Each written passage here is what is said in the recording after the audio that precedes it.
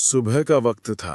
शहर की भीड़ भाड़ वाली मंडी में 60 वर्ष की सीमा अपने छोटे से ठेले पर सब्जियां सजाकर बैठी थी। पुराने फटे तिरपाल के नीचे उसका चेहरा पसीनों और उम्मीद से भरा था। तभी दरोगा रवि शुक्ला अपनी मोटरसाइकिल पर आया, जोर से हॉर्न बजाया और गुस्से में ठेले को लात मारकर पलट दिया। वो चीखते हुए बोला, कितनी बार कहा है, बिना हफ्ता दिए यहां नहीं बैठना। सीमा कांपती आवाज में हाथ जोड़कर बोली, साहेब, आज सिर्फ 120 रुपए की बिक्री हुई है, बच्ची की दवा भी ले जानी है। रवि ने उसकी बात काटते हुए कहा, गरीबी का नाटक बंद कर, वरना तेरे ठेले को कबाड़ बना दूंगा। वहीं पास ही भीड़ में एक साधारण सी लड़की बैठी थी, सिंपल कुर्ती पहने, आंखों में दबा हुआ गुस्सा। उसका नाम था अनाया। कोई नहीं जानता था कि वो असल में कौन है। वो बाजार में आम खरीदार बनकर आई थी, पर उसने ये अत्याचार देख लिया। अनाया आगे बढ़ी और ठोस आवाज में बोली, दरोगा जी, ये गलत है। रवि तमतमा कर बोला, तू कौन है? तेरे बाप की सड़क है क्या? अनाया ने दृढ़ स्वर में कहा, ये सड़क जनता की है और ये औरत मेहनत कर रही है, ये कोई चोरी नहीं है। भीड़ के बीच रवि हंस पड़ा और घमंड में चिल्लाया, अरे नया समाज सुधारक आया है।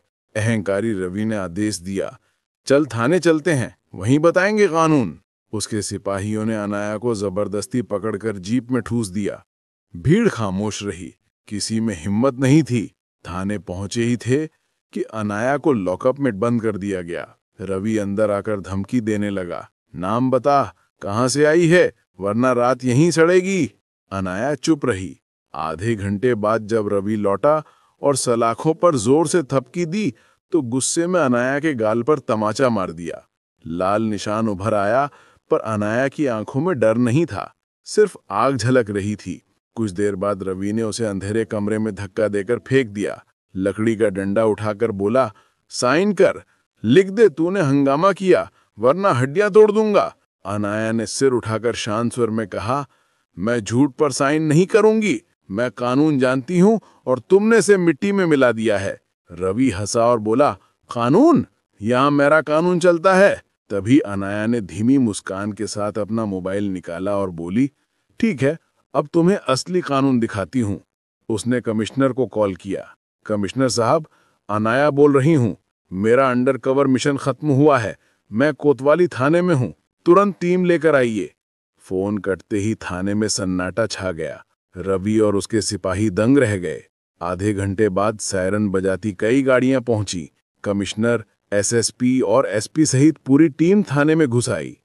जो कल तक बड़े हुक्मरान थे, आज वे लाइन में खड़े सलामी दे रहे थे।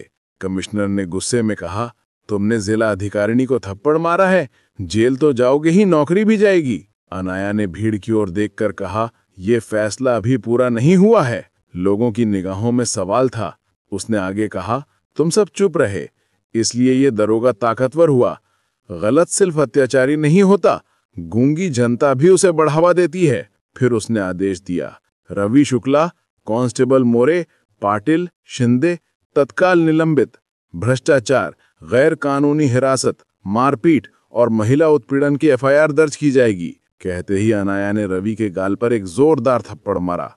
यह थप्पड़ उस सजा का प्रतीक था जो उसने हजारों बेबसों के अपमान के लिए भुगती थी। रवि घुटनों पर गिर पड़ा और रोने लगा, मैडम, मेरी पत्नी, मेरे बच्चे, मेरी जिंदगी तबाह हो जाएगी। अनाया ने सख्त स्वर में कहा, जब तुमने गरीब के धक्के मारकर उसकी आजीविका छीनी थी, तब तुम्हें बच्चों की चिंता नहीं हुई थी। आज अगर तुम जैसे लोगों को रोका नहीं गया तो ये सिलसिला चलता रहेगा। तभी सीमा रोते हुए आगे आई और हाथ जोड़कर बोली, मैडम, आपने मेरी इज्जत बचा ली। अनाया ने उसका हाथ थामकर कहा, अब से तुम्हारा ठेला सरकारी लाइसेंस वाले स्टॉल पर लगेगा और जो हफ्ता मांगते थे अब उन्हें हाजिरी देनी होगी। कानून बदलने के लिए नहीं, सुधार लाने के लिए होता है। भीड़ ने तालियां बजाईं। मीडिया लाइव प्रसारण कर रही थी। जब कानून सचमुच जागता है, सिस्टम हिल जाता है।